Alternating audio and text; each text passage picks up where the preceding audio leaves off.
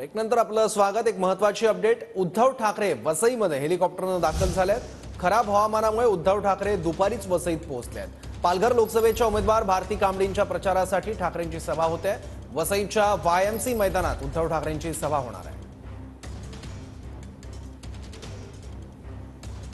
लोकसभेच्या उमेदवार महाविकास आघाडीच्या भारती कांबळी यांच्या प्रचारार्थ शिवसेना पक्षप्रमुख उद्धव ठाकरे यांची आज वसईच्या वायएमसी मैदानावरती जाहीर सभेचं आयोजन केलेलं आहे।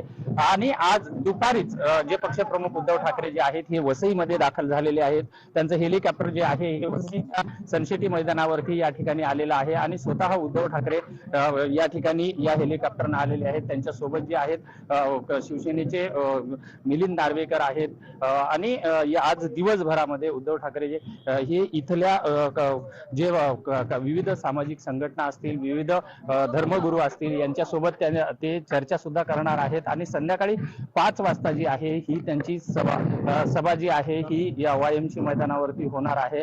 एकंदरीतच जर बघितलं तर भारती कांबळी यांच्या प्रचारासाठी आज उद्धव ठाकरे यांचा जवळपास 3रा दौरा या ठिकाणी आहे आणि त्यांनी जे आहे मोठ्या प्रमाणामध्ये ताकद जी आहे ही पालघर लोकसभेवर लावली असताना आपल्याला पाहायला मिळत आहे। काल अमित शहाच्या सभेनंतर आज उद्धव ठाकरेची सभा ही वसईमध्ये होत असल्यामुळे आज नेमके उद्धव ठाकरे कालच्या सभेचा कसा समाचार घेतात हेही पाहणं तेवढंच महत्त्वाचं आहे। विजय गायकवाड, TV9 मराठी, वसई।